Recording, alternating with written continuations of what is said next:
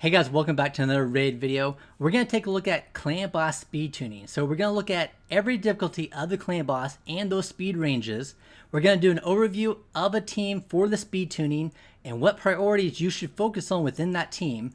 And then we're going to take a look at some skills, some masteries, and then at the very end, we're going to take a look at how to set up manually your fight in order to auto a speed tune team in the clan boss. So before we get into this, I just tested out these speeds on the hard clan boss, and there is a little adjustment, so I want to talk about it right now before we get into it. So for the hard clan boss, I did have a range of 141 to 159 just based on some feedback that people have told me, but just going after the clan boss, I actually realized, so I did have Kael at 152 and Tayrel at 154. Tayrel was just a hair faster than he needed to be, and Kael was the ideal speed. That way he kept those block debuffs on him as well. So I will make that adjustment on these sheets for the speed ranges, but I will flag Tayrel's speed on this sheet just so you guys know after testing it, I had to make that correction. So anyways, let's get into it.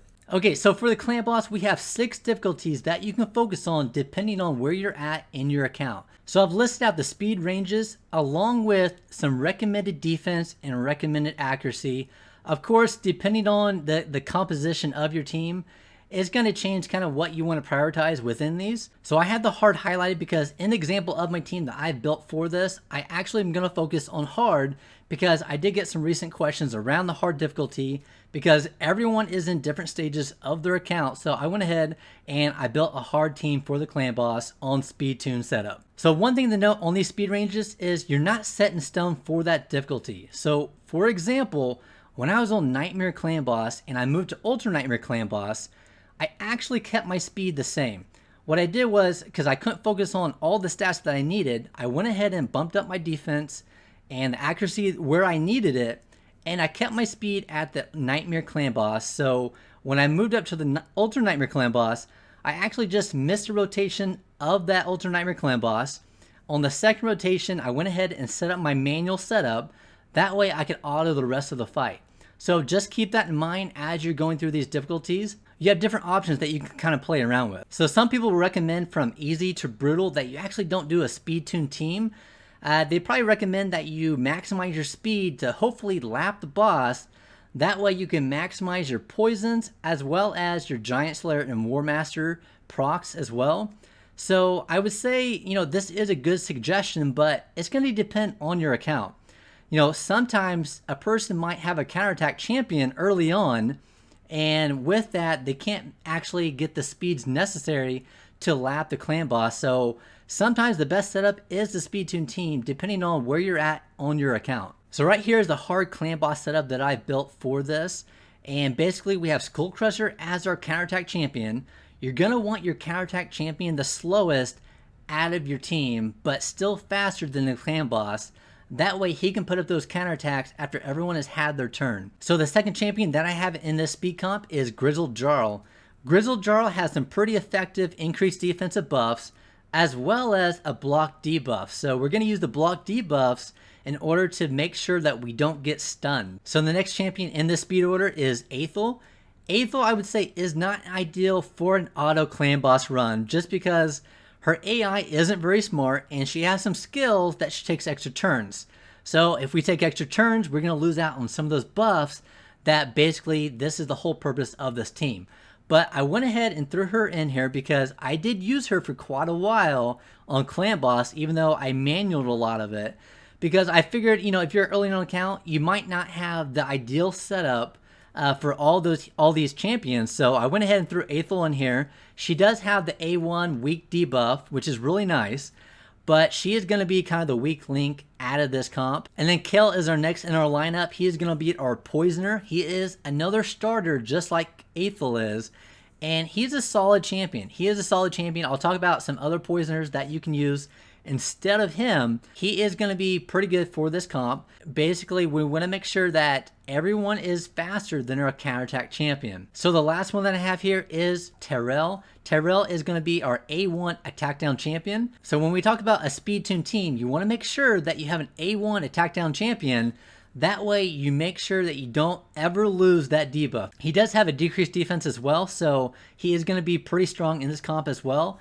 and he is defensive based. So really good champion. I will talk about some other champions that you can use for the A1 attack down debuff. So I did highlight here defense for Athel and Kael because it is a little bit lower than the recommended defense. If you look at some of these other stats, they're a lot higher than you actually need. I couldn't mix and match different gear effectively to lower some of these stats. So just keep in mind on that other slide that I had, depending on the difficulty that you have, you're going to have to, definitely get your speed where you want it. But then after that, definitely focus on your defense and your accuracy where you need it. So we're just going to talk about a few key skills in this comp. I'm not going to go over everything for Skullcrusher here. So his A2 is that Ally Protect, Counterattack, and Unkillable buff. And we're going to use Lifesteal. That way, hopefully, he can heal up whenever he's low and he doesn't get killed. And the main thing on the list is that Counterattack because we are doing the Speed Tune team.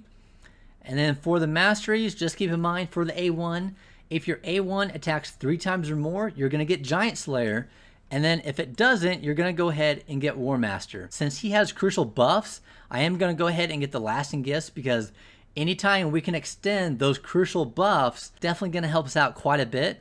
It doesn't extend block damage, unkillable, and revival and death, but it will extend your counterattack buff. So and your ally protection. So that definitely is something that you want to look for. And then, like I said, everyone in this comp is going to be lifesteal gear. That way we don't need a healer. We're going to utilize the counterattacks with our masteries in order to heal up to basically sustain within the fight. All right, so next is Jarl. I love Jarl. He is defensive based. He hits pretty hard, has a lot of survivability. He does have this block debuffs as well as the increased defense. Very nice if you can time it right because it is a 3-turn cooldown. 3-turn cooldowns are key, just like the Skullcrusher. It is key to have these 3-turn cooldowns. That way you can time it effectively for where you need it in the fight. For the masteries, I did go ahead and get War Master because he does have an A1 that hits less than 3 times. And then I did go ahead and get the defensive route with this counterattack. So I will say before I forget, both Jarl and Skullcrusher have this heal reduction on their A1. So if you can help it, try to get their accuracy as low as possible. That way you can probably hopefully avoid this debuff. So you're not taking up room for your poisons and other debuffs that you really need. I definitely don't have this ideal for him, but I think for Skullcrusher, I did minimize his accuracy, but I'm guessing Jarl is going to put that debuff where we don't want it.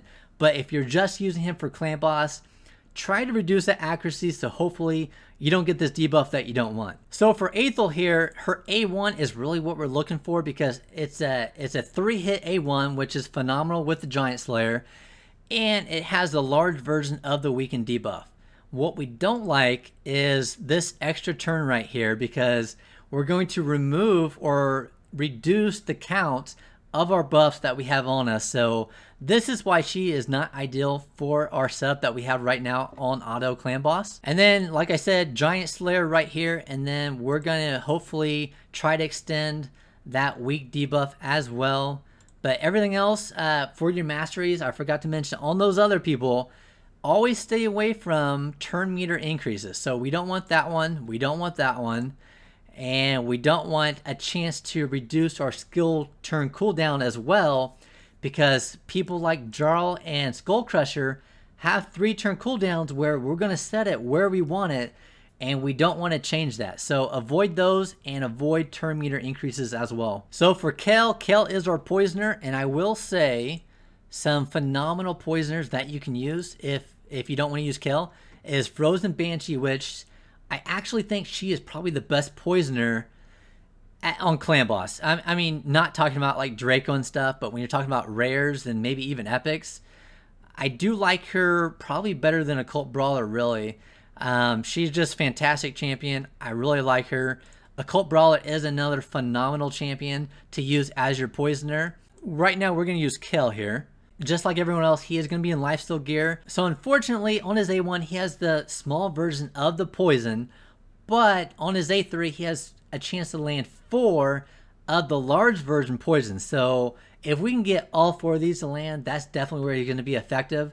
But those other poisoners that I talked about are definitely more ideal for this comp if you have them and if you want to use them instead of Kael. For his masteries, we're going to go ahead and get War Master, and then I did go ahead and get Master Hexer as well as Sniper to hopefully have a better chance of landing those poisons. Again, stay away from turn meter increases. I do have this because he is a poisoner, so I don't really care when I reduce the cooldown of these skills. I just don't want to reduce it on Jarl and Skullcrusher. And then last but not least is Tayrel. Tayrel is our A1 attack down champion. Very important. You can use someone like Jarrig. There are other champions that you can use as well. Jarrig is a phenomenal A1 attack down champion. Has a lot of other utility buffs as well that definitely help you out quite a bit. So we're going to use Tayrel. He is defensive based. And like I said, on the A1, attack down, large version there. And then he does have the decreased defense as well. So he's going to be a pretty strong champion in this clan boss setup for you. And then we're also going to go ahead and get War Master and Sniper. And Master Hexer here, stay away from turn meter increases. So hopefully as I went through that really quickly, I didn't miss any key things that I can think of. But we're going to go ahead and take a look at the clan boss and how to set up manually this comp in order to auto it. Alright, so I got my team set up here. I am using Tayrel as the lead because he does have a good aura.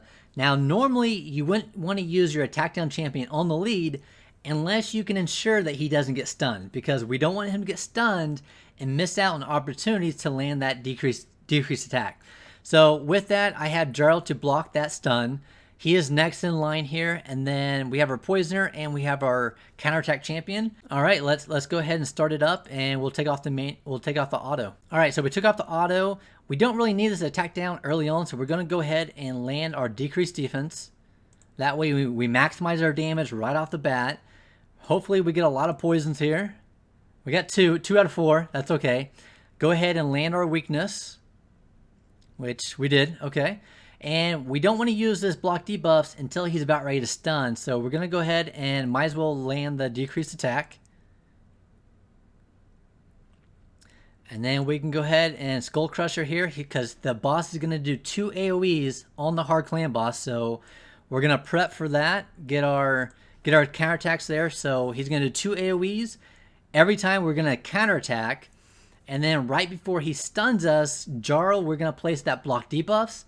And then after that, we should be good in order to auto this.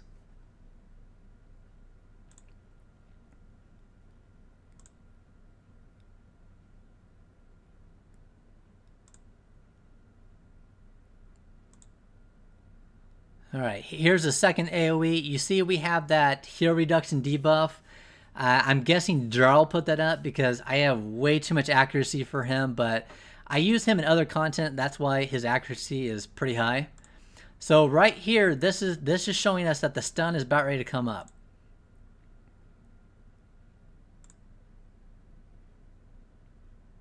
All right, so we got this. We're gonna go ahead and block the stun here.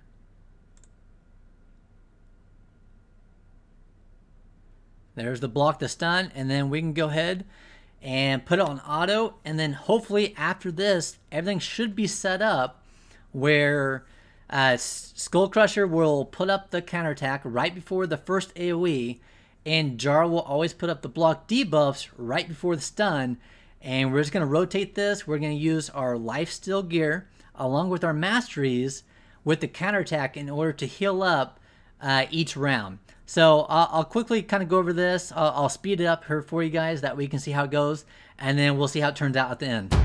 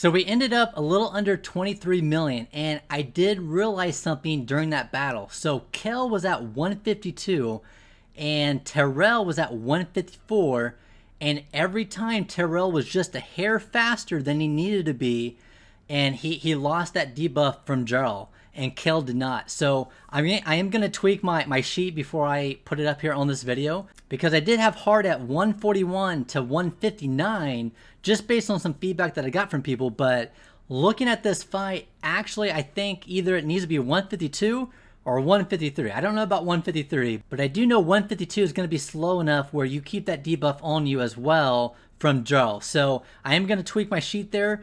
But yeah, it looks like good learning experience for me as well, because I thought that those numbers were legit, but it looks like testing out myself, I need to tweak that hard range, and I don't know about those other difficulties lower than that. So if you guys have tried some of those lower versions, let me know. I do know there's a lot of people that have tested the high versions along with myself, but some of those low difficulties, I don't think there's been a lot of testing, just kind of assumptions of, hey, since this is the range of this, then these others must be this as well.